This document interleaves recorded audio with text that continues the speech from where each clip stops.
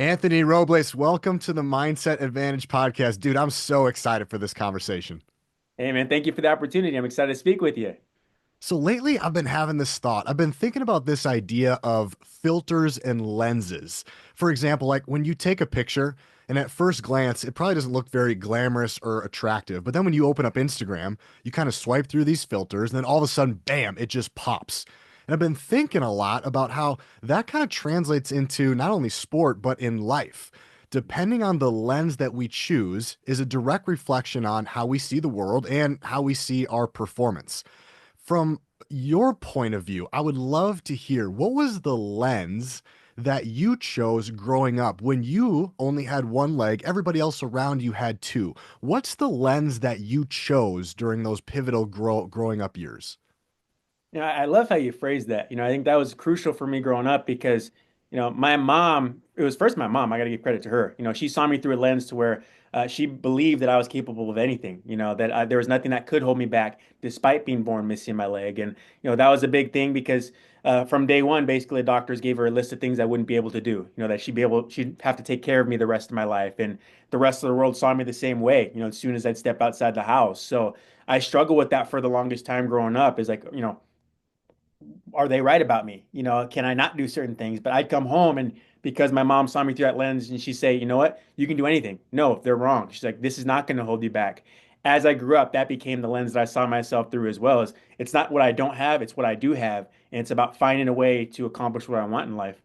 So was it, hey, control what I can control, let go of what I can't? I can't control that I don't have a leg here. Were you ever finding yourself like, man, I wish I had what everybody else had? Like, what were some of those early, like when you were a kid, what were some of the thoughts that were going through your mind then?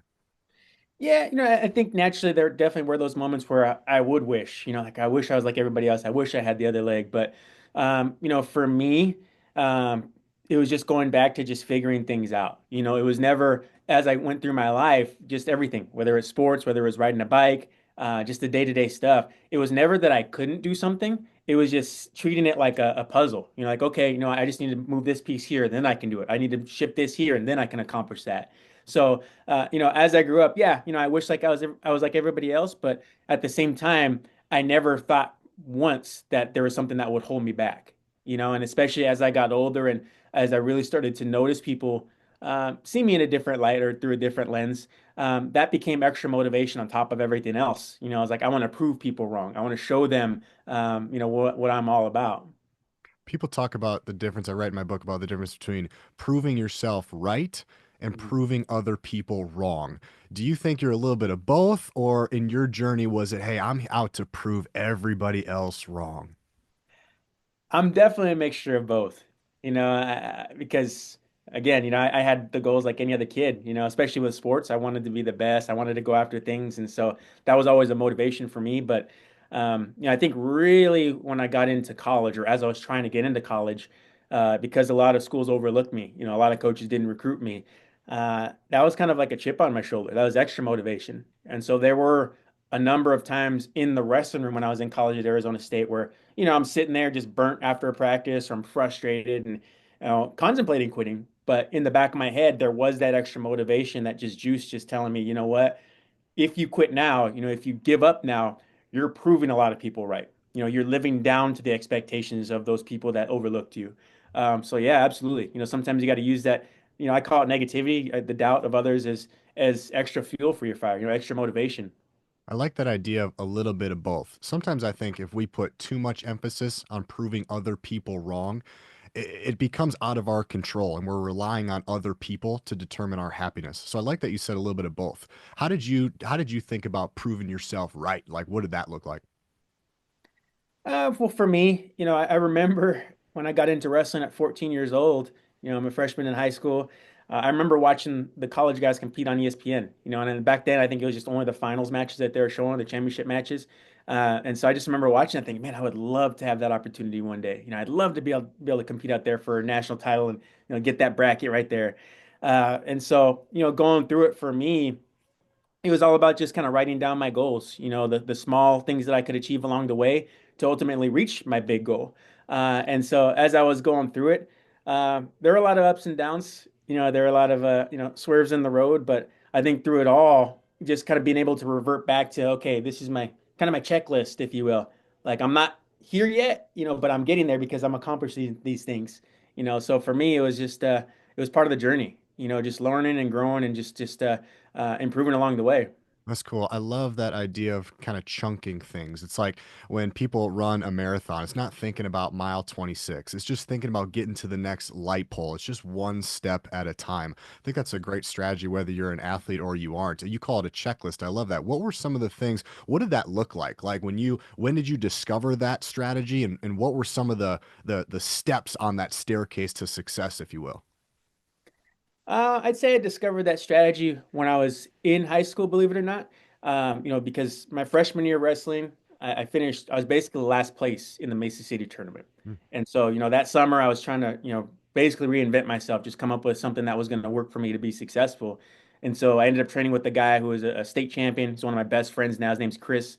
And, you know, basically he just threw me around the room that summer. I couldn't score a single point on him, but through the whole thing, um, even though I was getting frustrated, I was kind of using it in the right way and I was channeling. It was like, oh, he's just beating me up. Like, oh, he's just better than me. It's like, no, he's doing this. I need to do that. Okay, he's doing this. How can I counter that? What can be my answer? And so I'd go out back out there and, sometimes it worked, sometimes it wouldn't. But then it's okay, you know what? Let's adjust here. Let's change this. Let's add this. And so I was seeing, I was making improvements, small improvements along the way. And I just continued with that strategy as I went through really my athletic and my academics. It's just setting up my goals, and said, okay, I'm not there yet, but I'm improving with my offense. I'm improving, here in my defense or my attacks, and just having those little tiny things that I could just really measure every single day, um, as motivation and also just to track my progress. I think it helped with my confidence as well. Especially getting into college, it was like I was resetting. I found out like I was like basically learning wrestling all over again from scratch. It's like, well, this was working in high school, now it's not working anymore. I was 96-0, now I'm getting pinned in my wrestle offs. What is going on?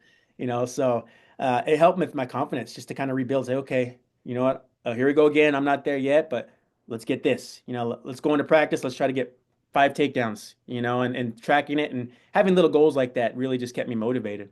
Oh, I was a college athlete as well, and there's a big difference between high school sports and college sports. We have a lot of athletes that tune in. What advice would you give to the high school athlete that wants to play a sport? Maybe it's wrestling, maybe it's another sport in college. What are some of the things that, knowing what you know now, you would stow upon them and give some advice to those people that want to play at the next level?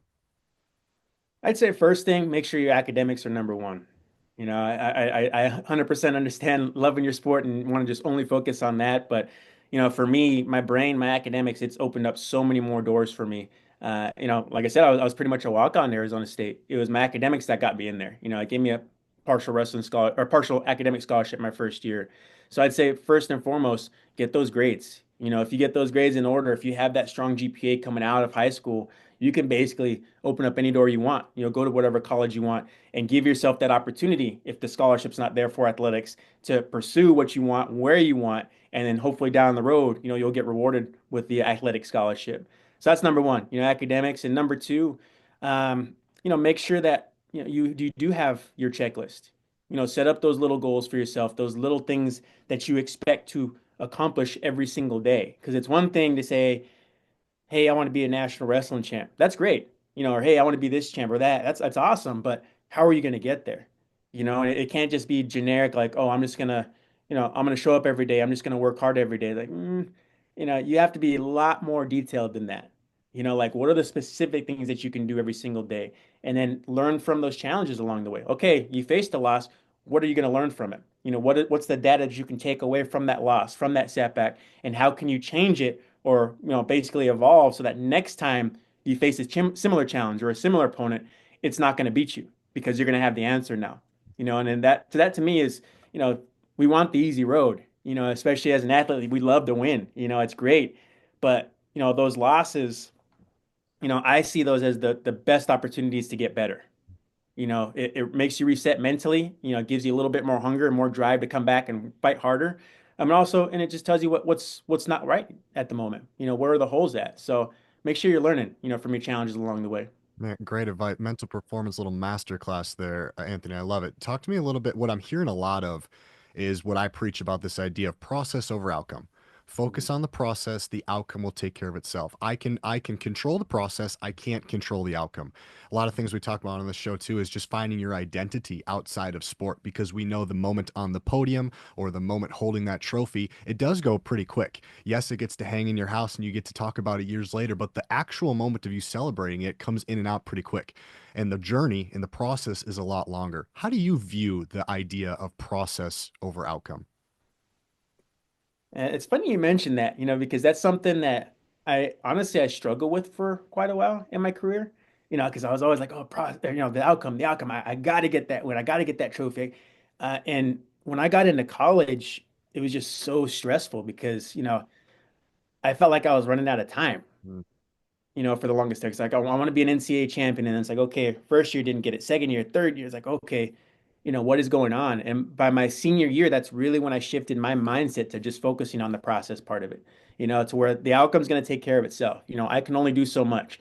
What I need to focus on is what's right in front of me. When I'm on a wrestling mat, when I'm competing for 7 minutes, I break it down. 3 periods, it's one period at a time. It's one position at a time. This is my goal right now. I'm going to control the hand fighting. One of my goals in the match was I want to get my first takedown within the first 30 seconds. That was part of my process. I need to be aggressive. I need to look for my attacks, my openings. If I give up a takedown, whatever. Now my focus is what's in front of me, escaping. Focusing on that process. And uh, for me, I found that it just took the pressure off. My finals match. I remember running out on that red carpet and I had to wrestle the returning champion and I was scared. I was shaking, my heart was pounding and it was like 10 seconds into the match where I just remember literally in my head I was just saying stick to my process. And that was something that my coach told me right before I ran down that red carpet. He's like stick to the process. He said trust the process. And so for me it shifted my mind back to okay, this is what I would need to do in this moment. This is what I need to do in this moment. And I just broke the match down little by little to where really after that first, I'd say 30 seconds, man, I was just enjoying being in that moment. It wasn't the pressure. It was like hearing the crowd roaring, seeing the cameras flash, and so that was special. So really just focusing on the process rather than the outcome of it, it relieves a lot of stress, and really I feel like it helps you to compete at your optimum level. Yeah, I love hearing the internal dialogue, and I could only imagine, man. I mean, scared is one of the many things I would be feeling because it's not like you're going out there and jumping off a diving board, and trust me, that's a different kind of scare. But you're going out there going against somebody who wants to rip you apart. That's a different kind of fear. And when I think of wrestling, I think one of the most impressive things about the sport and what requires the most mental strength to me are the sports where you're alone most of the time. Yes, you have a coach. Yes, you have teammates. But at the end of the day, you're on an island out there by yourself. In those types of sports, I think the self talk is even more important than the team sports. It's important everywhere in life, of course, but you got to have a good dialogue when you're in the individual sports. I'm curious if we had a chance to like go through the transcripts of Anthony Robles' self talk at your peak. What would we read? What are some of the things that we would find? What are some of the things that are going through your mind, whether it's in the match, after, before? What are some of the phrases that kind of churn through the brain? I'm unstoppable.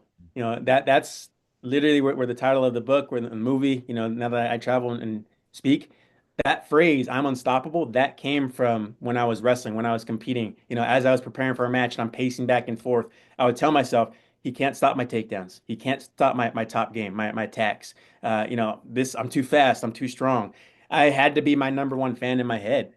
Because pretty much everyone in the crowd, other than my mom, other than my teammates, they were doubting me. So it's like I had to push that negativity and that doubt away from me and just focus only on the positive things and be my number one fan. So yeah, for me, that was my phrase. I'm unstoppable. He can't stop this. He can't stop that.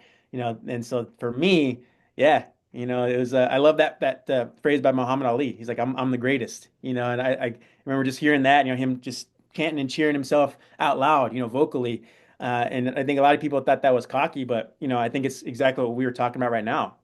He's just motivating himself. He's his number one fan. He's developing that confidence outwardly, but it's more so for himself. It's that mental part of it. And for me, I was more quiet. I was just up here, but man, I was yelling through the rooftops and saying I'm unstoppable.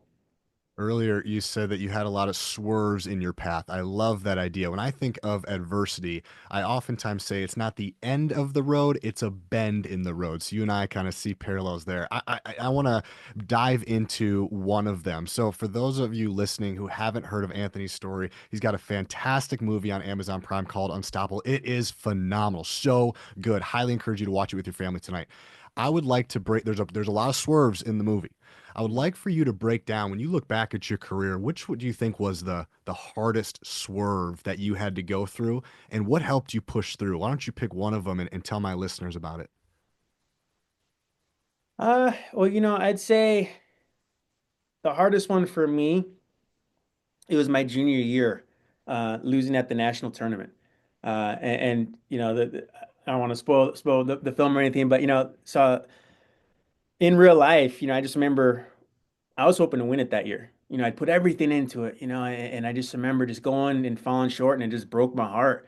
It was like, man, I put all this work in and I fell short. And it's now my senior year, I got one more shot, but I got to put all this work back into it just to maybe get the opportunity to possibly wrestle in this match and then possibly win. And so that for me, it seemed very daunting. And honestly, I didn't think I was going to come back my senior year. But what changed me in my mental, state of mind was I remember getting this stack of letters from a group of third graders, and they decided to write me as their hero of the week. And this was after I had lost. They had watched a match and they'd read a magazine article and they just wanted to write. And they shared with me their goals, and how I motivated them. They shared with me what they were wrestling through, what their challenges were, what they were trying to overcome. And that inspired me to come back because I felt like I was competing for more than just a bracket, and a trophy at that point. These kids were looking at me as a role model, and that motivated me. I felt like it wasn't pressure, that I had to prove people wrong anymore, or whatever. I had to reach a certain level anymore. It was just I just need to show these kids that what matters most is just giving your best. And everything that you do, when you're training, when you're studying, when you're whatever it is, just put everything you have into it. Let the end result be what it's going to be. But if you can just walk away knowing, what, that's all I had. I gave it up my all. And in wrestling, would say I left it on the mat. If you can just leave it on the mat in life and everything that you do, that's something to be celebrated. And, that brought me back my senior year to wrestle for a bigger purpose and to wrestle more free. It's just going out there and just giving my best to show these kids that's what it's all about. That's what we Wow. focus on. I love that, man. So it kind of ties back to where we first started about this idea of changing lenses, Anthony, right? And so if I'm following you correctly here, the lens you had up until your junior year was I have to win this national championship. I have to win. I have to be first place. And then after the loss, it seems like the lens kind of shifted. You gained some more perspective, and there's power in perspective. And the perspective kind of changed to these third graders saying how much they adore you. And then your lens changed from not only do I have to win, I changed it to more, I'm just going to leave it all out there and let the kind of the cards stack where they are. Am I following you correctly that there was a lens shift there? 100%. Definitely a lens shift there, and I got to thank those kids for it. And it was just from that point on, it was just I'm a high school wrestling coach now, and I say, I tell my kids we're chasing greatness. And from that point, in my career and mentally, I was just chasing my own greatness, and that was just the highest level that I can get by just giving my best effort. Don't focus so much on the results anymore. Just enjoy the ride of it. Give your very best and see what happens, and be okay with that. All you can do is your best. So. We've heard a couple of mental performance strategies here with your self-talk and then breaking, chunking things down. I'm curious, as a mental performance coach, Anthony, what other mental performance strategies did you find yourself leaning on? Did you ever kind of experiment with like visualization or journaling or breath work or any side of the mental game? I know in 2010 it wasn't the same as it maybe it is now in 2025, but what were some of the things that maybe you naturally leaned on when it comes to like building that mental game? I think sports, especially wrestling, 80 to 90% mental, most of us would agree. So how did you train the mental game? I'm a big visual guy, so for me, training my mental game, like I'd write down my goals. Like I had sticky notes, I put state champ on one of them. I put stuff around my house and in my locker that would remind me and inspire me, to chase after what I was going after at that moment. So when I was in college, I had Matt McDonough, the current national champ from Iowa. I had his picture cut out in the back of my locker. And, that for me was, it helped me with my mental toughness, with my mental game, because every single day I'd come into practice just saying to myself, that's what I'm training to beat today. This is why I have to give it 100% today. And then when I would get ready to leave practice, I'd see that photo and say, did I do enough, to reach that today? And for me, it was just about holding myself accountable, and I think that's mentally it's the hardest thing. It's because like you can tell your goals to other people and they can try to keep track of what you're doing and say, hey, you got to work hard, but at the end of the day you got to look your own self in the mirror. You're the one that knows whether you put everything in or not, or when coach was looking the other way, did you skip a rep? Did you take something off? You have to answer to yourself. And so for me, just putting stuff around my house, I don't know if you can see in the background, I have up above the door there's some metal brackets. I had a pull-up bar that was up on that when I was chasing after my Guinness World Records for pull-ups. So every time I walked by that, I would say that's what I'm training for today. This is going to be my goal. I got to reach it. I got to put it in today. So, for me, it was just having visuals. Put them all over the place and hold yourself accountable that way. It helped me out. Yeah, I love that. I call those signs of success. And we get to create our environments. And it's so funny how when there's people out there who don't curate their environment. It just kind of is what it is. But the people that can curate their environment for success, I mean, it's a totally different way of living. In the car, I'm listening to this versus listening to this.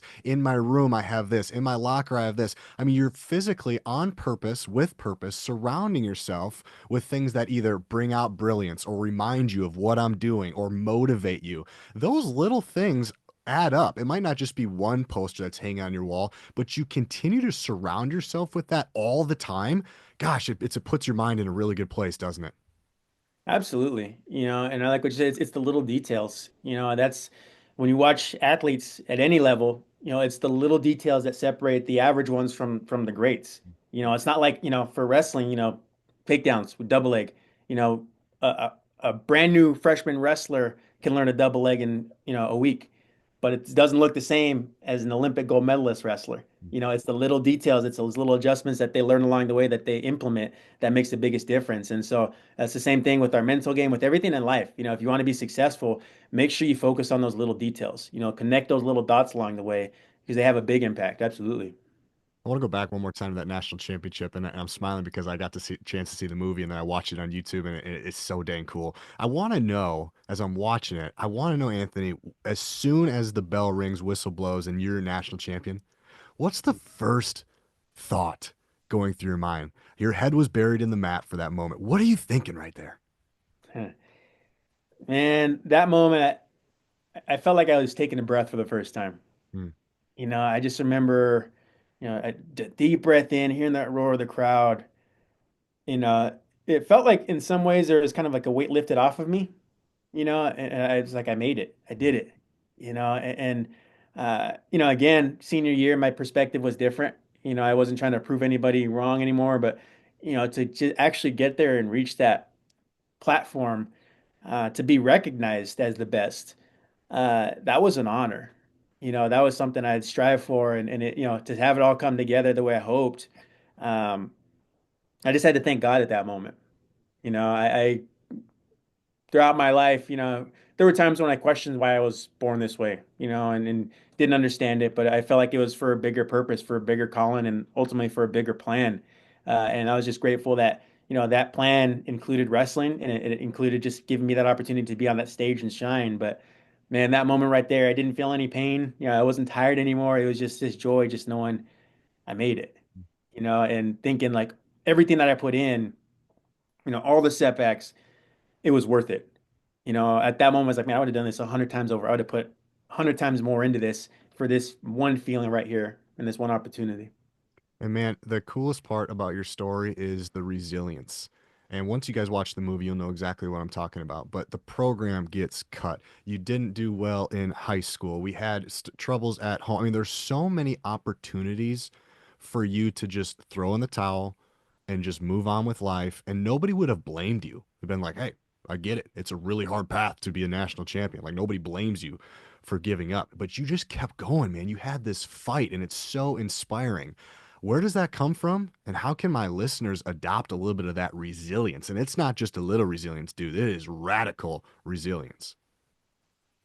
Well, I'd say two things that really helped me. We talked about the visual part of it. When I'm struggling, when I'm going through tough times, I like to write, you know, my blessings down. I like to write down my strengths. I like to write down my opportunities in that moment in my life, because it's very easy when you face a setback, when you struggle to like you just dwell on that, and I kind of find that is just negative. If you're just focusing on the challenge and the difficulty and what's bad, that's where your mind's going to stay. That's where it's going to dwell. But instead, if you say, okay, no, no, yeah, this is happening over here, but you know what? This is what I have in my control. These are my opportunities. These are the blessings in my life. Keep that positive mindset. Force yourself to think that way. That'll get you through a lot. And the more you force your mind to stay focused on the positive things, the more you train it up to do that naturally. Just like any other muscle in your body, the more you train it, the more it's going to do, the stronger it's going to get. And also, what helped me is just leaning on people. I'm blessed to have a nice support team. I call them my voices in the crowd. It's not a big team, but it's my wife, it's my former college coaches, my high school coach. These people that I lean on for advice. That are there to pick me up when I'm getting knocked down. So lean on people. Don't be afraid to ask for help. Don't be afraid to share. When you're struggling, when you're doubting, when you're whatever. With somebody, you have to at least have one person there. And if you don't have that person, find that person. They say iron sharpens iron. In this world, nobody can do it alone. Yeah, when you're wrestling, it's you and your opponent. It's one on one, but in your corner, you got your coaches, right? You got your teammates cheering you on. You got those people in the crowd. So, use that as motivation. When you need it, lean on somebody. That'll get you through a lot of tough times. Just allowing other people's strength to pull you through. Mm. And somebody you leaned on a lot was your mom, who's an incredible human being. And like I said, I'm gonna say this over and over. Go watch the movie. It is so inspirational. I'd be remiss to ask you, Anthony. What I know you and your mom are very close, and she played a pivotal role in your success. And this is probably a tough question to answer. What is the number one lesson that you've learned from your mom? And my mom's my hero, and I think the number one lesson I learned from her, without a doubt, actually, it's just, she told me you never let your challenge become an excuse. That was always what she told me growing up. Everyone saw me for my challenge, for a missing leg. She said, you don't let that become your excuse to say I can't do it, to say it's too hard to give up. So, in life, no matter what your challenge is, don't allow it to become your excuse. Find a way, like the movie says, you find a way to win, you find a way to overcome. Anthony, this is so much fun, man. I really enjoy hanging out with you and learning from you. The movie's great. The book is great. How can my listeners best support you, Anthony? Man, I'm blessed and doing a lot of different things. If they want to check me out on social media, it's a Robles125 on Instagram and Twitter. So, I'm just trying to use this platform I've been given and really give back to the next generation of youth, show them that they can be unstoppable too. So, I'm just blessed to have the platform and honored to have any support I can get. So, Anthony, thank you for taking time out of your busy schedule, man. I appreciate you. My pleasure. Thank you for talking with me.